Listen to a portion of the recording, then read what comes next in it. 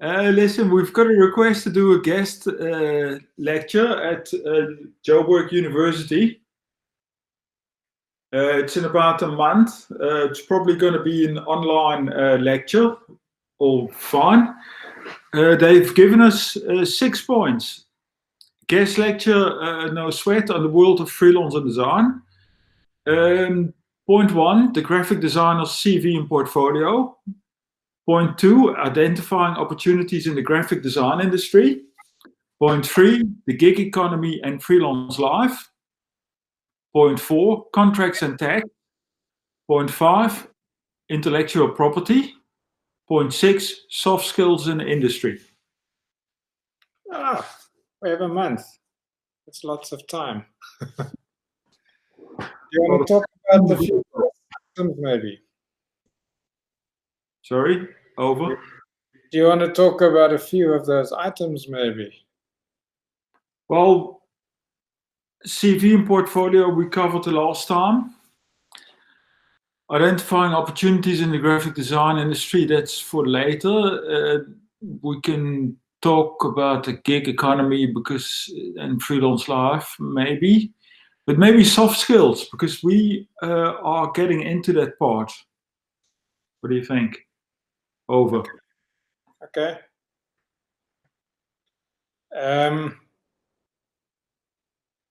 Soft skills, human skills, that stuff. Human skills, yeah. Soft skills is stupid.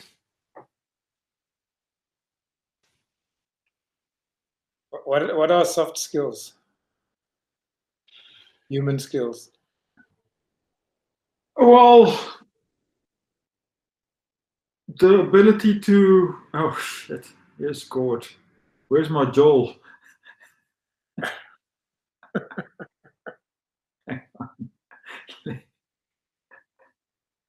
Same place.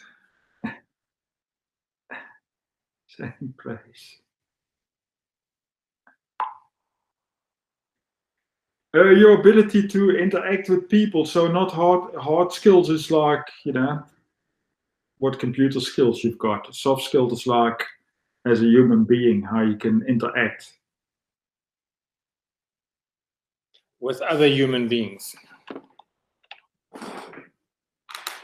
Yeah, with other human beings. And in what way? Which is the opposite of what you're doing right now. Yeah, I know. Gord is on my case. He says, I don't know where the fuck to go. Okay, you got the URL there. Yeah, hang on. Have you got his number? No, I don't think I want it. Oh, there you go. Yeah.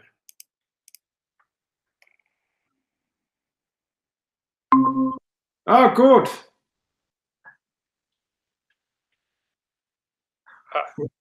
We can't hear you. Technology. Well,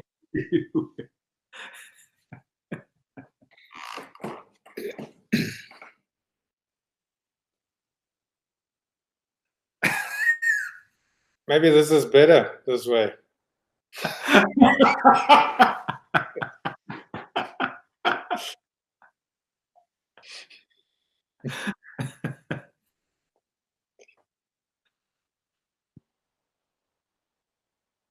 Yep, don't know.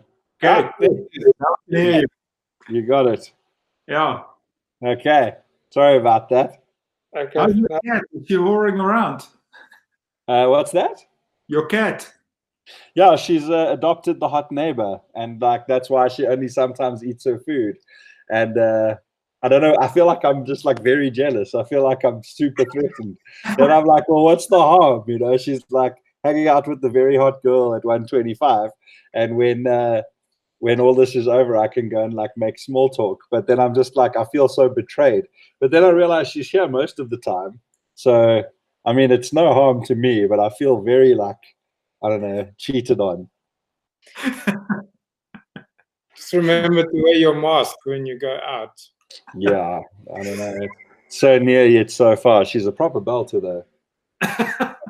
Not that that's in any way a measure of a person's value, but objectively speaking, a very attractive woman. Yeah. My cat has chosen well. Yeah, good. Book and cover. I thought I was properly tripping when my cat came home the one day with her collar lost, and I went and looked for it in the garden and around the house. I was like, okay, it's not lost here. So it's like somewhere around the neighborhood, and I can't go look for it. So unlucky, another collar bites the dust. And then like 2-3 days later, she came home with it on again. I'm like, I was like, okay. I even went and looked at one of my previous Instagram videos of her, and I was like, she definitely didn't have her collar. Like, what is going on? And there's no way she could fasten it herself. Then I noticed her little tag was missing. So I thought, okay, obviously someone's put it back on. But if someone's found her collar and put it back on her, they obviously know it's hers. And like, that means she's running around on me. And also, like, but this person feeds her like the most expensive food in the world. Can you smell food on them? No, I just spoke to her. Like, she sometimes eats her food, all of her food, and then wakes me up at like 6 a.m. for more food. And the other time she doesn't eat her food for like a full day, and I throw it all away. And she was raised eating Whiskers, which is like not bad, but it's not great either.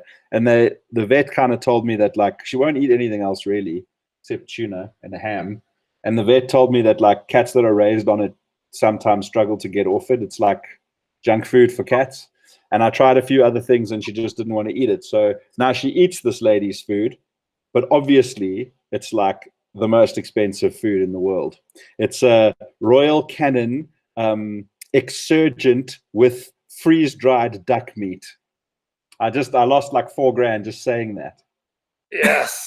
Yeah, that is hectic. That is hectic. From Whiskers, which is like 150 Rand for a month's supply. So yeah, glad someone's feeding her the best food in the world. Thanks, neighbor. Anyway, let's talk about work things. Yeah. Okay, sure. Gordon, we've got an invitation to do a guest lecture at Joburg University, and they mentioned some point we should address. The usual stuff, portfolio, identifying opportunities, the gig community, contracts and tax, IP. But we thought maybe to hear your point of view as well regarding soft skills. Okay, like not being a dick. Yeah, exactly. Well, I was taught immediately what pops into mind that I was actually discussing it on Facebook regarding another topic earlier today. Is like speaking in jargon. People think it makes them sound more professional and more kind of cutting edge and more like they know what they're doing. But in actual fact, it just makes you seem like you're regurgitating somebody else's garbage. And at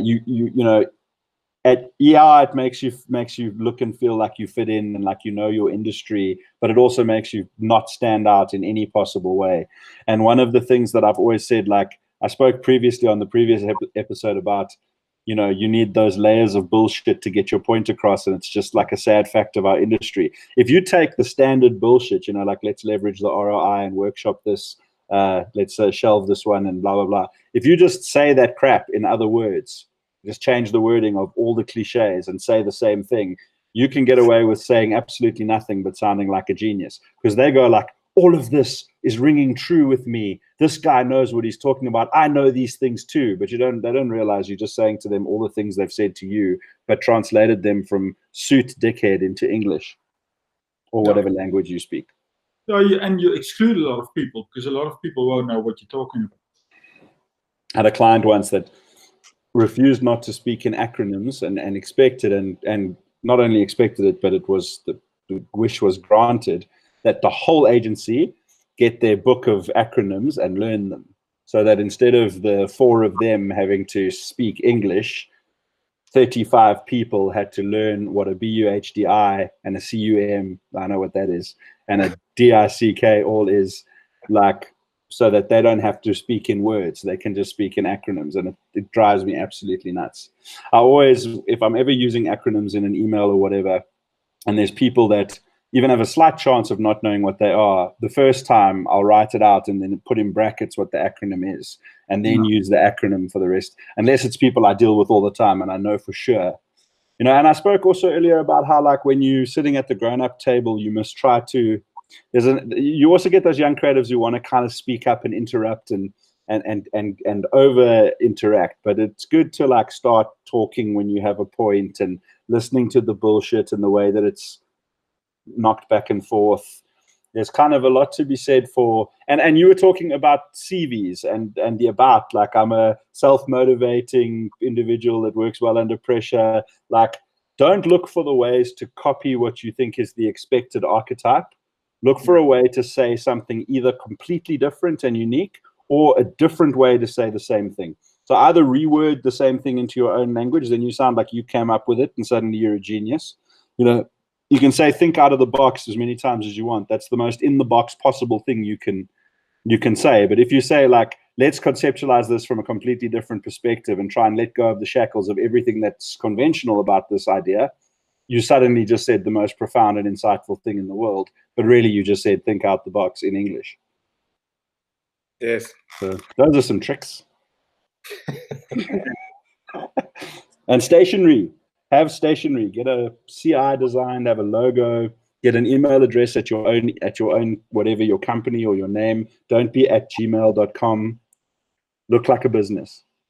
Yeah. What do you think about the concept of the assessments that people do online for personality and all of that sort of stuff? Do you think that carries any weight, or do you think that's all just hogwash? What's that main one that they do, the personality types? There's a prevalent one, I forget what it's, tip of my tongue now, where they find your personality types. Like, I think it's a little bit like the Zodiac. Like, I think there's a couple of questions they'll ask that'll assess, like, whether you obviously extroverted or introverted, whether you know, like there'll be a few actual personality metrics that are pretty universal. And then once they've done that, they can kind of fine tune it so that anyone can see themselves in it.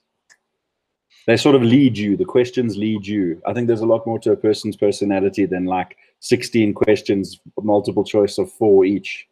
I also think like people can answer things really carefully and slowly when they're sitting online. You have a conversation with someone, you can pretty quickly tell if they're a moron. Not always. I mean, that's how con artists and you always sometimes hire those people who talk a big game and then never deliver anything. But 80% of the time, you can tell if a person is smart or not by talking to them. Problem is with that dynamic, also people are often terrified in interviews, and it's like a first date. It's like you only actually realize like what the person's like after they kind of stop being awkward and nervous. So it's a tricky one. I don't think you can assess a person's capability or personality from a prefabricated test that's designed to push you into a certain box, for lack of a less dickheady thing to say, any more than you can a terrified young person who's desperate for the job trying to say the right things in a half-an-hour long conversation. But generally speaking, a personal conversation will tell me a lot more than someone's pie chart about a person's left brain, right brain. I mean, all of that stuff is theoretical anyway. Yes. So because we've got a group, or we partnered with a crowd called Assess First, where you do 3 different assessments: one for personality, one for your motivation to do certain things, and the other one just to do your aptitude sort of with numbers and understanding questions and that sort of stuff. And that comes back with a set of information that but it is useful to a certain extent, but it's also, I'm trying to work out if it is really real and not exactly what you say, where it is, you can see yourself in any scenario when the words are framed properly. Yeah. So we're testing to see if that thing, we probably had about 2,000 people have already done the assessment. So we've got it's an extensive database now of people that have done it. Mm-hmm. Look, I don't think it can hurt. I mean, I don't think they completely without value. And generally speaking, with enough questions, you will get a sense of, if you ask a person enough multiple choice questions where there's always an option for the extreme extrovert, the kind of middle 2 or 3, and then the extreme introvert, and a very talkative, quite talkative, little bit talkative, never talkative. By the end of those sort of questions, you will get a sense of what a person's like, because people are the questions are relevant. But I mean, you could also very well make your own multiple choice questions are like, do you prefer to work alone? Do you like to work in a team? Are you sensitive about your ideas? But people also try and answer what they think you want to hear. So it's a tricky one. Yeah. So we try to do the assessments outside of a job application. So you do it in your own time whenever. So there's not a job on the table that you are trying to get. You do your assessment when you do your assessment, and then at some point you're going to apply for a job, and your personality will then be matched against that job, because the job asks for certain skills like leadership, like pushing your opinion onto other people. Some jobs need that, some jobs don't need that. So all these different things. I don't think it can hurt. I mean, as I was saying, it's like that stuff's got some relevance. How much of it is waffle, I don't know. I'm not an expert on these tests, but they don't have no value. You will get a general sense of a person, and I think that, like, from the perspective of helping employers make a choice, it does. If, like you say, people are doing it on their own time, outside of the context of a job interview. It's not costing them anything, and I don't see how it can do any harm. It's more for the employer's benefit, though. It's also for the person. I mean, we did it all. We did the test ourselves as well, and it's quite enlightening. Some things that come out of it, you say, "No, I'm not that person." I do it this way, and then you think about it, and you think, "I should actually no." I'm always opposed to this direction, or I go for this, or I tend to do this thing, and sometimes we suppress certain behaviors, but in your core, you act in a certain way. I want to ask you something. Would you do the tests and then maybe? I think I did them, didn't I? I don't know. I'm sure I've done on my No Sweat profile. I'm sure I did something like that. I could be wrong, though. I've done them a couple of times in my life, so I might be thinking of somebody else. But I'll do them for sure. Because then we can maybe have a different discussion and just see how you. There we go. Yeah, you got my whole life in front of you, huh? I do, and you don't have a beard. Everything about me, yeah, I know. Beard is relatively new. It's about a year old. Yes. My beard life. In fact, probably less even. I should update my pictures. Yes. Yeah, so we all have beards now. This is now the thing. I think we just stuck at home and we can't be asked to shave. Yeah, you look good with it, though, dude. You must keep that going. I mean, not that you don't. I just haven't seen you without one. Yeah, fair enough. I think more hair is better, because then you see less of the other things. Yeah, I'm able to sculpt the illusion of a chin. Yeah, me too. Yeah, exactly. I can make this anything it needs to be, because what's really there is tragic. Yeah, I'll take the test. I honestly think I may have already done so, but I don't see them connected up here. We can have a look. We can have a look. See. First question: do you have a personality? No. Sure. You have failed the personality test. You know what? You're thinking of the original one, which was 16 personalities, which is Myers-Briggs sort of stuff. That's the one, Myers-Briggs. That's the one I'm thinking. That was where earlier on I was saying I can't think of the name. Myers-Briggs. That's the one. So we've moved on from that one. Moved on from it. I don't know if you ever move on from it onto this other platform, which is I find it more interesting and more useful in terms of matching that personality and stuff to a job as such. Okay. So if you don't mind, and if you find yourself with nothing to do once you've now resolved cat issues and the neighbor and everything that goes with that. It's going to take me a few weeks at least to resolve the neighbor. Otherwise, I'll have to break the law. Yeah. Okay. Well, so if you're not doing the neighbor, so to speak, then do the 3 assessments. Then maybe we chat about them in some days to come. Future episodes of Chatting with Gord. Yeah. Yeah. I'm actually trying very hard to set up I'm working pretty hard in isolation. It's actually nice. I'm enjoying it. I'm getting a lot done with regard to setting up a business I've been meaning to set up for a long time, writing and illustrating children's books and distributing them online. And it's a nothing ventured, nothing gained type of thing. I mean, my capital outlay is low, but the elbow grease outlay is high, and the potential reward is high. And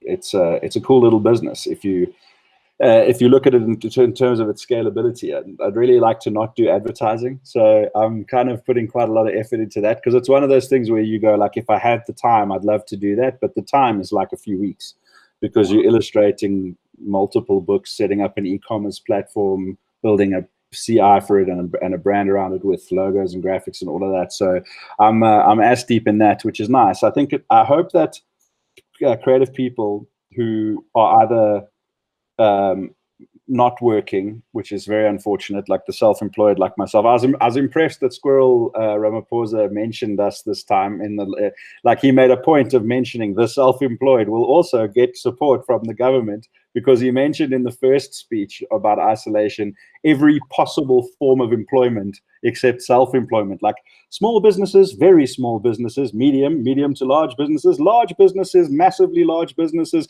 share-held businesses, global businesses, like informal businesses, formal businesses, your dad's business, your uncle's business, and the oak who lives next door to you's business.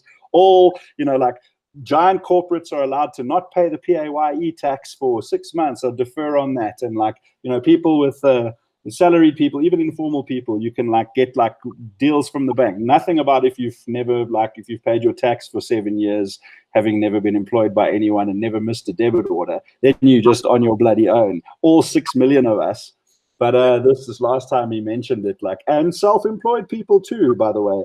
So that's nice. I don't know what that's going to mean, but those people who are self-employed and works a bit slow, and those people who are working at agencies and maybe the briefs are a bit quiet, although it seems like a lot of my agency friends are their volume of work that they've been given working from home is like very, very high. Some of them are like actually taking strain at how much work the agencies are giving them. But if there are those people who are in advertising and selling their soul and slowly but surely grinding away what was once a large, thriving clay block of creativity into a sad, ruined raisin of sadness, they should work on some sort of a creative project that makes them happy. That thing that you go, oh, if I only had the time, and then when you've got the time, it's a Sunday and you're tired and you've forgotten how to draw. Because it's really quite cool. Like whatever, come whatever may, setting up this little thing and getting a few things done with it is going to be something that I'm happy about for a long time. So I'm trying very hard not to have to go back to advertising, but I got an email from a client just today. I got to read it still, but I'm trying to make the best of this. But I will find time for the tests, especially if it's not the same one I've done like 3 times before in the past, and always come out with the same more or less answer. Legend, hardworking, talks too much. Okay. Well, I suspect that won't be much different. No. Yeah. That's how I know if the test is accurate. If it says this man is quiet and kind of crap at it, then I'm like, no, don't know about your test, mate. Yeah. Well,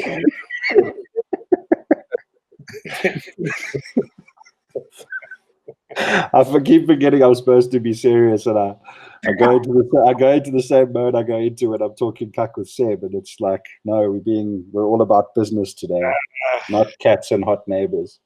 It's not that serious, actually. It's not that bad. We will all survive this, I guess. Yeah.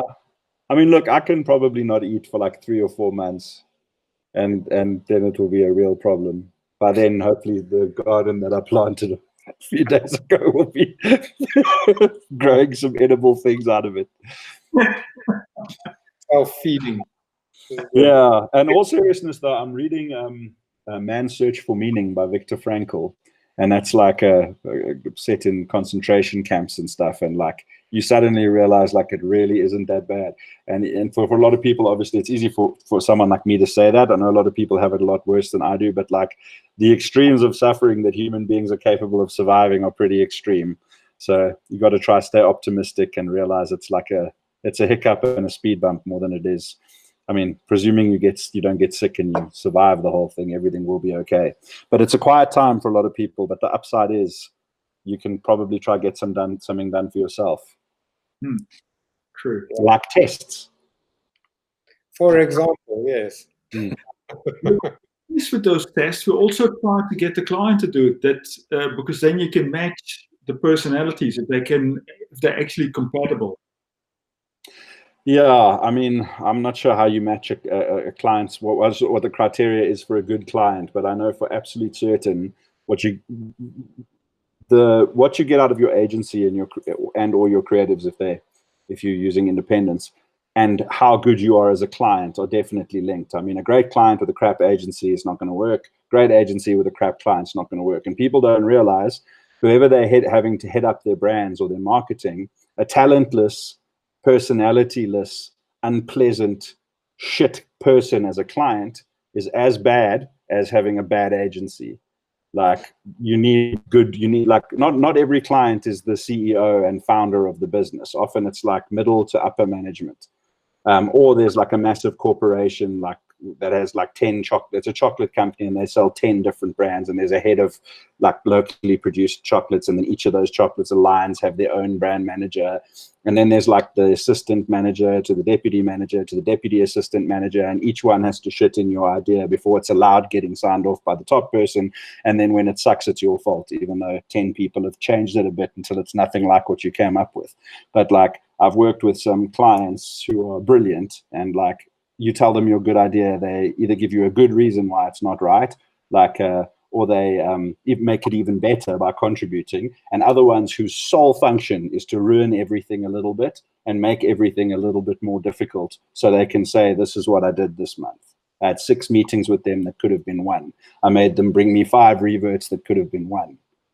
And then when your advertising sucks, they go, yeah, well, we signed you guys on the strength of your pitch, and now you've done nothing but garbage for us. And you go, well, you never let us make the work. You never let us make the work from the pitch. And all the stuff we made was your idea.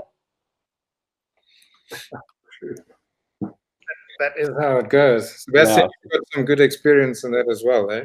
But I've had great ones. I don't want to come off too cynical and stuff. Like I know the difference between working with excellent clients. I mean, the hardest client, not maybe the hardest, but one of the hardest clients I ever had was also probably the best one, was Peter Bruce, the editor of Business Day, who's a very old school guy. I mean, he's old school, hardcore political journalism, old school, like ethical, triple research, the letter of the law. Like he was like hard. He made me and my partner, Beth, who I love to death, but we haven't worked together for a few years, was a dear friend of mine. And that's my favorite work I ever made. And we went to him with 13 different rounds of creative. But every time you knew you were a little bit closer to understanding what they were and what they weren't. And we made my favorite ads I've ever made. And like, he was a hard ass, and you would kind of curse his name a little bit here and there, but everything he contributed was valuable. You know, we could have made the first round of ideas, we could have made the second or third round of ideas, and they would have been decent ads. But what we came out with was some really insightful, good stuff, really understanding the brand, and with a smart, take no shit kind of guy being very happy with it. And we won a couple of awards, and not that that's the metric for success, but it was hard, but in a good way. And I've had clients where the only reason they exist is to ruin everything to a certain extent and delay everything and make crap rules and crap acronyms and bad jargon and name the projects confusingly and name their target markets stupidly and just vomit the marketing textbook from 12 years ago out every day. And so there should be a way to, like, when you apply for a job, like, this marketing manager is rated as like 7.2 on the Idiotometer and has got a 2.5 rating out of people who've worked for them before. Like an Uber driver, like, how was your client? Overall performance, you know, like intelligence. Give them an anonymous rating, and it sits there on their profile. Like, that's a 4-star client. You should go work for them. How do you deal with that, though? I mean, like, when you're in that position, so now you've got a job, and you need to see it through. You can't walk away from a thing, right?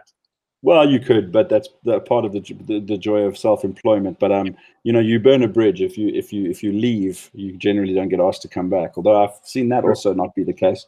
But I find that it's one of the things I put in my article about freelancing that people really find useful, is that you have to shift your mind into the idea that both work and clients coming in are good.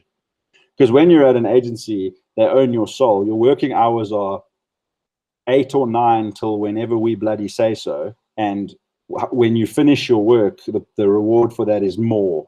There's always more to do. There's no like, guys, sorry, it's 7 p.m. I've worked like 14 days in a row. My average leaving time is 9:30. I haven't seen my child in 2 weeks. I'm sorry about your deadline. I'm going home. Someone's job was to manage this properly. You're not allowed to do that. You can't just say, look, I know I keep fixing this because other people keep screwing it up. Like, if you only have your Nando's and you only have 10 chickens in the fridge, you can't sell 14 chickens and ask those who are cooking, sorry guys, got to cook 14 chickens. You've oversold what the business's capacity is. So I'm going home, because you can't, because you have to deliver the work and then get cucked on if it's not great. But when you're a freelancer and that kind of thing, so the point of that was that more work getting piled on you is always like, oh God, really? Like, I've got another deadline now. I was just busy cutting my wrist, and the only reason I haven't is because you stopped me to give me more work. But now it's like, when they come to you with work, you must embrace it. It's like, yes, I'm going to be really busy for the next 2 weeks, but then I don't really have to work for 2 months after that, because I've made 2 months worth of income being massively over capacity for a while. And like, your clients messaging you, you get this dread feeling like it's an email from the client. That's from agency. It takes a while to go away. Like, you get this dread feeling like, oh God, it's the client. Like, what are they going to ruin now? They don't mail you with good news. But now your client mails you and you're like, hey, this person is my friend. They pay me money. I fix things for them and provide them with things that they need. And then they like it, so they keep using me. And we're like people with a positive symbiotic relationship. We don't just fight, and they don't just cuck on me for not doing the thing they didn't explain right in the first place. Like, I can call them on the phone and be like, hey dude, listen, saw your mail, just want to make sure I understand. Is it XYZ or ABC? XYZ, cool, got you, no problem. Oh, you need it tomorrow morning? Dude, I can't do tomorrow morning. How's tomorrow afternoon? Sweet, man. Say hi to the kids, bye. And then two human beings are doing work together. And if they abuse you and they're terrible and they don't pay on time, you leave, and they can try and abuse someone else. If you do good work for them, they'll appreciate you and be like, if you're unavailable, they'll be sad. So, and then also, like, when they do throw you a curveball and it's like a last minute thing, and it's massive changes to something you've already done because they weren't clear about it, either they're going to pay you extra to do the extra work, or it's a favor, like you helping them because you're a good client who, depend on you, and you know that they don't screw you around on purpose all the time, and everyone makes a mistake, and the guy goes, oh shit, man, like, I told you to do that thing for the newspaper and they didn't mention it needs to be in this format, and like, now it's the last second, and they can you make a plan? And you go like, yeah, I'll make a plan. Whereas at the agency, it's like, why does everyone else's incompetence always mean I don't have any relationships? You know what I mean? Why is the person who screwed this up leaving at 1 minute to 5? At 4:55, they came and told me, redo everything. Sorry, not even sorry. This is wrong. Redo everything. And before you can even go, but you said to do it this way, they're out the door with their handbag. And you're like, oh, cool, I'll stay till 10 fixing this, even though it's definitely your mistake. Now, like, client changes either enrich your relationship or mean you bill for more hours. So you need to get out of that headspace. Like, your client is good. They're not the enemy, because agencies see clients as the enemy. Like, there's disparaging terms for clients. And again, to my previous point, it's both agencies. The problem lies with agencies and with clients. Some clients are just dog shit at their job. Like, if you can't choose an agency based on real strengths and then brief them so they understand what you need, and then recognize good work and don't shit in it on purpose, so that you can say, hey, look, I wrote my name in feces on it. Then you're bad at your job. So I can never understand, like, why agencies tolerate shit clients and why clients tolerate shit agencies. They should be paired with who they deserve. I hope I don't come off bitter. I think that's good. But I mean, I've had great ones as well. Like, again, I could rattle off 5 or 6 off the top of my head. Like Marlon Kruger from Saru is a wonderful client. Peter Bruce was a wonderful client. Deirdrick something Dutch. I forget his surname now. I just always called him Deirdrick from Amstel. He was great. He's not in the country anymore. But those were like years ago.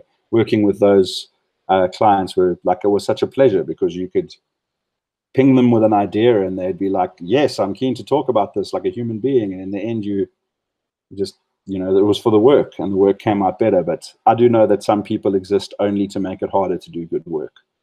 Yes, the exceptions. So one bad client would make it seem like everyone is bad for a long time. So Yeah. the negative stuff just carries so much weight versus the positive stuff that seems to just disappear because you're just doing your work like you're supposed to. I think accountability is going to become a thing as well with thinner workforces. And I mean, in that, if there's 10 people that together as a committee decide what the work needs to be, if they present the work, if you present the work to them and they all go, yeah, this is great, then they're all culpable if it doesn't work out. But if everybody changes it just a little bit, then everybody justified their salary by being in the room because they did something. No one can just go, no, I got nothing to add, guys. Cool, good meeting. I'm pretty happy with where we're at. No, don't worry. Don't worry about me, I'm fine. Everyone has to go, we should change this and change that. And, your punchline, let's just check the joke out and then the whole ad can break. But it's not just to ruin work. It's also so that in the end, when it doesn't work, it's kind of everyone's fault, so it's no one's fault. Now you're going to have, you don't need the assistant marketing managers, deputy assistant marketing managers, junior deputy assistant marketing manager, all making decisions together so that when they take it to the marketing manager, it's broken already. The marketing manager is going to have to go like, your idea is fine, go with it, or no shit, I don't like this and this is why, and take responsibility for it, but also very much streamline the process, because it's an accountability avoidance measure. And it's also fat that feeds the fat. So it's probably you're going to have a lot more sort of marketing teams that are smaller, working with agencies that are smaller and working more directly with the people who actually do the work. Yes, and that will be a lot more efficient. Yeah, it's going to mean a lot of like beige people are going to not have a lot of beige things to do. I'm hoping. Yeah. Because the beige cannot run things. Like if they cut the actual workforce, when I say bottom, I mean the people whose faces are at the coal face, then nothing can get made. Without the creative people who sit at their desk and get told work on your thing, and it's 5:15. He has a thing for tomorrow morning. I know you've already got another thing for tomorrow morning, but this is urgent. It's from Sheila. She's gone home already, but she's put it in now. Those people you can't get rid of because they make the thing. So you can't make pottery without a potter.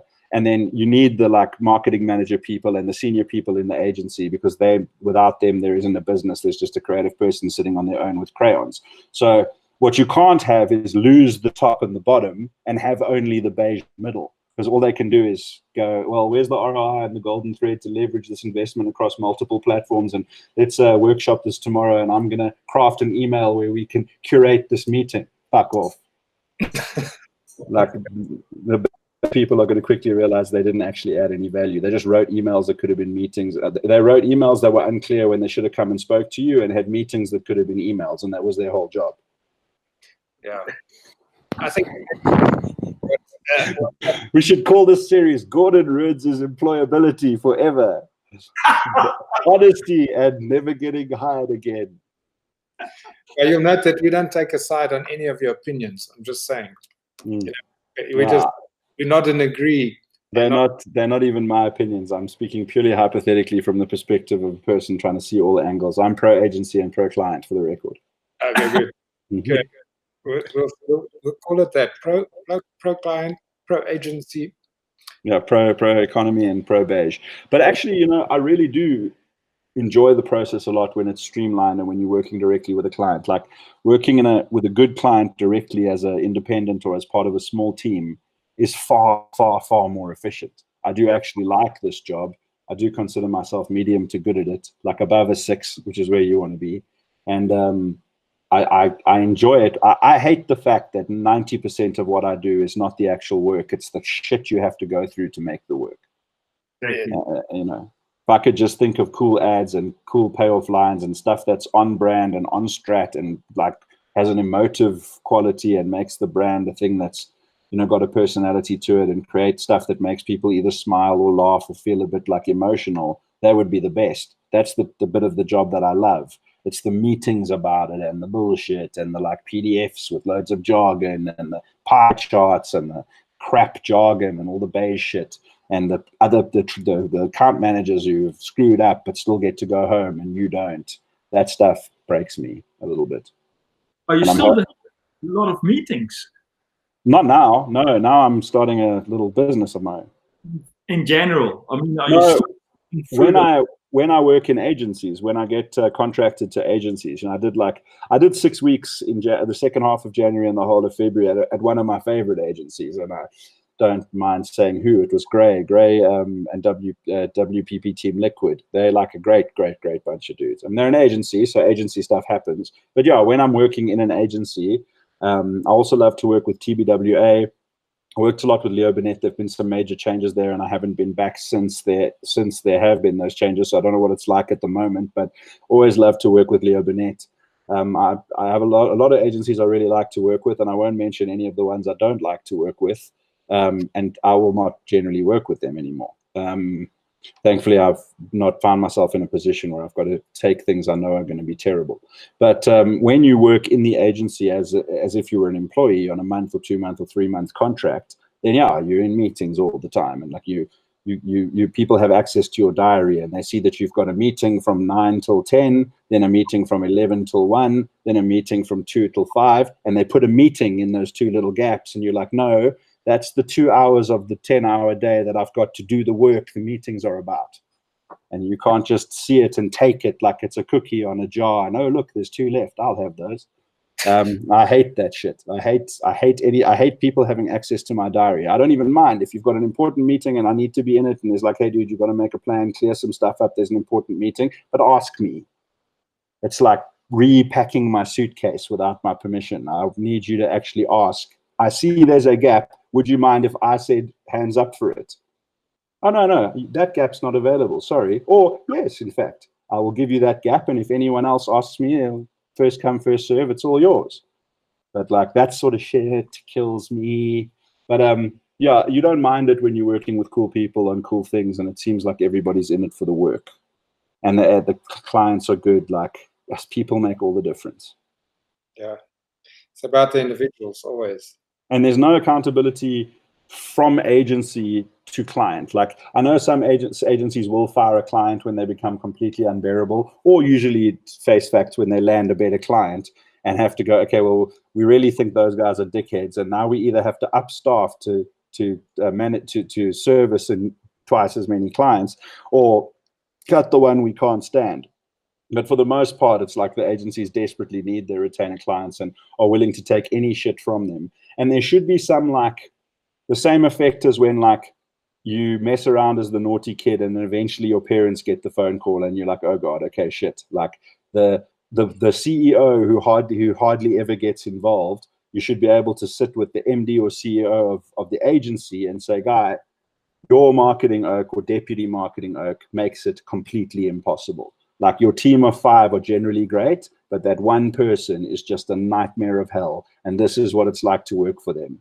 And, you know, like we think 50% of your retainer hours that you pay for are going to just running in circles for that person who either doesn't know what they're doing or is making it difficult on purpose.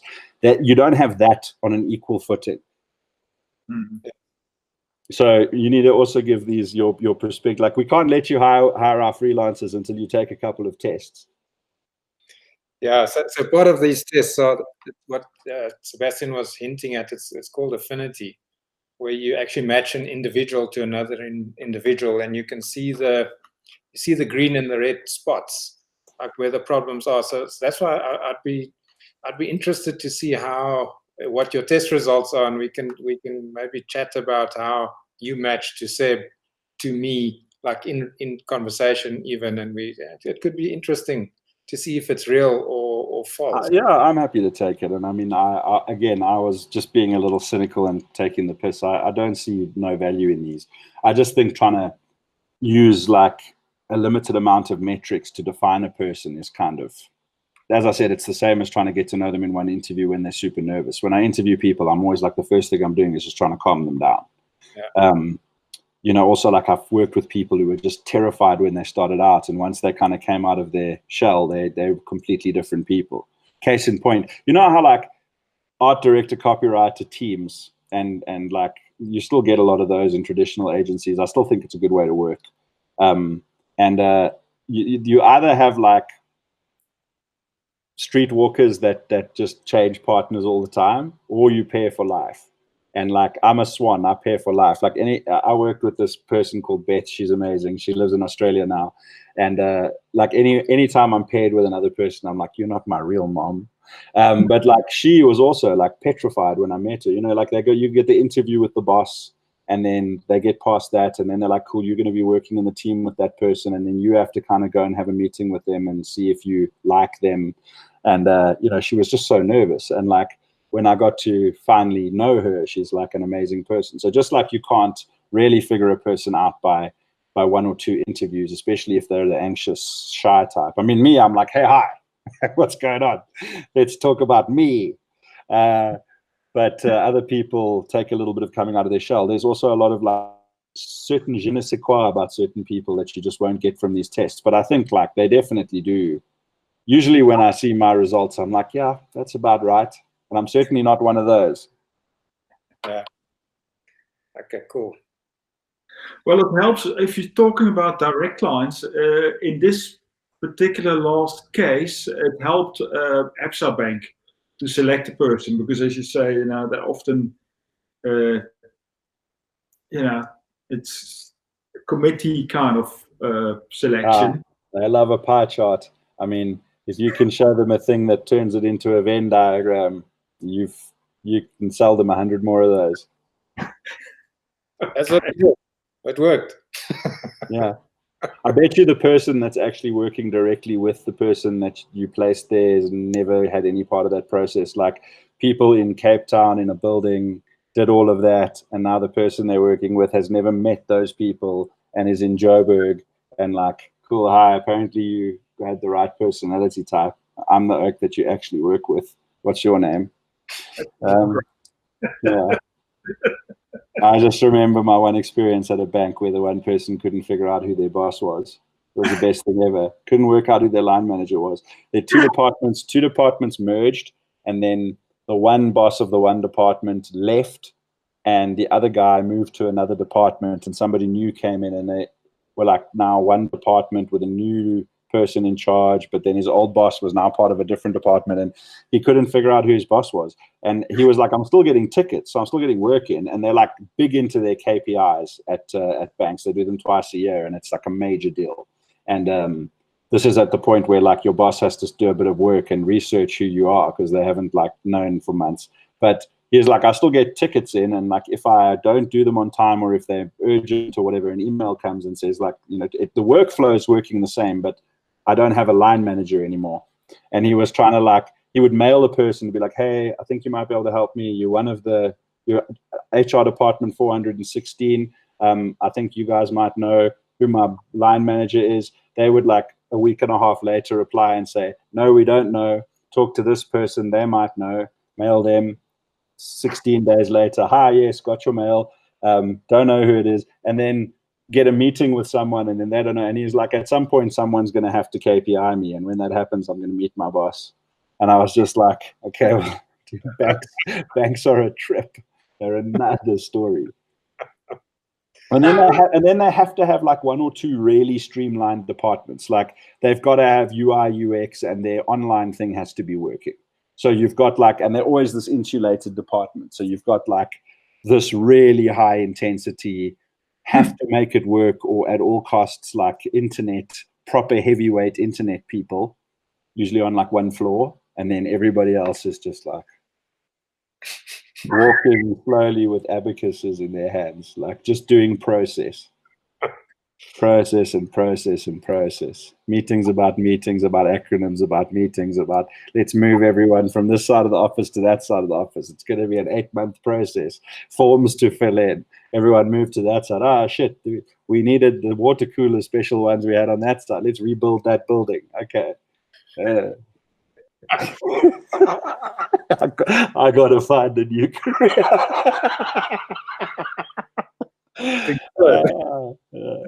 Yeah, you know, it's lovingly cynical. Like I actually kind of love this job, and that's why I take the piss out of it so much. You know, I've kind of seen it all, and I really I know that the good people. It's hard on the good people because it's really not a streamlined industry from the perspective of how agencies are run, from the perspective of how clients run, And again, the exceptions to the rule shine like burning suns because they're such a glaring, obvious difference between working with a great client or working in a great agency or both. And it's those combinations of both where there's just awards for days and the shit clients go, why can't we do that? Let's do work like that. We're like, we pitched you on work like that. You never let us make it. You know, the good ones are really, really good. It's just super frustrating when, I don't know, I've clicked the wrong thing here. It's super frustrating when the system works against you and you just want to do good work and, you know, have a decent quality of life, and other people's ineptitude cause. I don't know. I've never been in I've been in publishing and in advertising. I believe, maybe incorrectly, that there's more of this in our industry. That like other industries, there isn't as much like you can get away with being useless and people whose jobs are to slow things down. Like you're a human shackle. I don't know. I don't think it's industry specific. I think it's general life. The universe and everything works that way. But we need to prove it. Like your organization and guys like me and guys that do the same sort of thing and lady guys and all of that. We need to knock over some of these big guys. We need to go in as teams of 3, 4, and 5 and outsource the DOP and the director for that brief period we're shooting something, and go and start like having those budgets and those bigger brands to sink or swim by and say, oh, look at this. Like chicken restaurant A is with giant agency A. Chicken restaurant B is with the 4 of us. We cleaning up everywhere. Maybe smaller is better. You know, let the good individuals be good, and don't tie 60 human shackles to their feet and make it their responsibility to pay the bills and feed everyone. Yeah, that is an interesting challenge. Yeah, and I think it's doable. Yeah, it requires a bit of thought, though. You know, you need to unpack it nicely to have a strategy that is repeatable and scalable to more people, because just 4 people are just 4 people.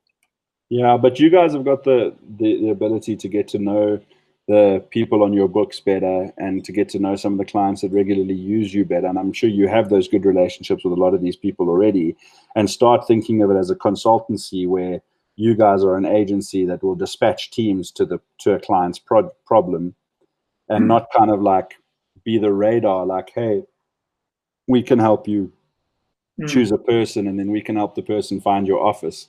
Be more like, we're going to actually look at what your briefs are and say, right, well, you need these 2 and these 3, and those 2 have actually worked together before and did really well. So you know, they're a bit more expensive, but that's what you need. Or like, hey, we'll send you 8 minions, because what you need is millions of banner ads rolled out, and we can make that cost effective for you.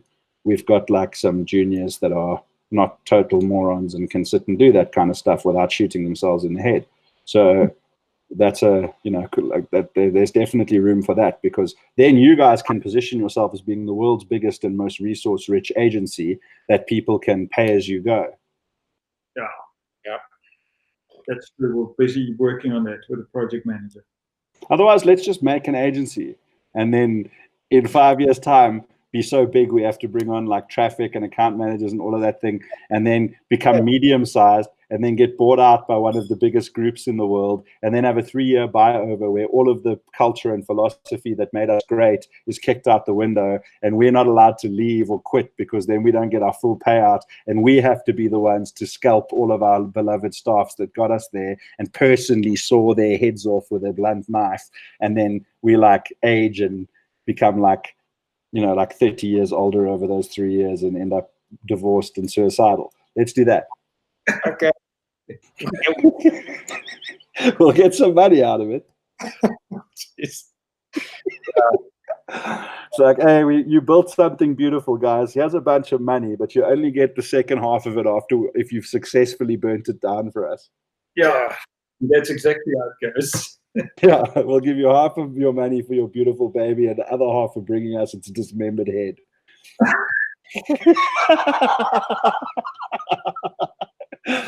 So how's it going there? We're in isolation on 2 different continents. That's interesting. Yeah, it's kind of romantic though. Like, It's kind of romantic.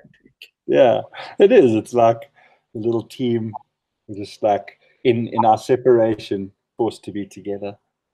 I don't know. I like to visit Seb in Holland from time to time. Only once, but I'm going back. I was actually going to go back in September, but who knows whether the world will be allowed to travel again by then, and if I'll have any money. That's the question. That's the other question. Okay, cool. Is there anything else, Sebastian, you want to chat about, or shall we call it the day? Cool. Okay, guys. Well, I don't know if there was a question, but I hope I answered it. I will take your tests, and we can discuss it when you guys have analyzed me. Yeah, I think we have some idea of what your test might say. I think it would be interesting if there's 3 different tests for me to deliberately be 100% honest about 2 of them and totally randomly pick the answers of one and not tell you guys which one I totally randomized and which 2 I did like as honestly as I can. Well, if you randomize the 3rd one, we will definitely know. Yeah.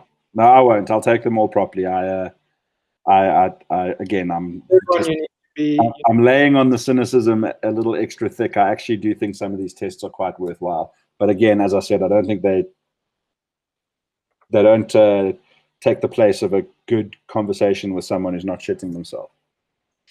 No, but it forms the basis of the conversation sometimes. Yeah. So what we found, and I don't want to hop on the thing, is when you know that someone wants to make a difference in the world, for argument's sake, the one party, and you know that the other party doesn't give a flying hoot about changing the world, getting those 2 people to agree on a plan is a complicated thing because they're approaching the problem always from a different angle to solve it. It makes sense. And you also maybe need those people who are more determined to do well in their career and have a nicer 3 Series BMW in earth beige than the person who wants to save the planet because you're trying to sell plastic bottles. Somewhere there's a job for everyone. You must just put the right people in the right jobs. That's the mission. Mm-hmm. You put the right jobs in the right people, depending on which industry you're in. Exactly. Yeah. Well, guys, send me the tests and we'll pick this up next time. Okay, first class. Thanks. Cheers, dude. Thanks. Bye. Bye.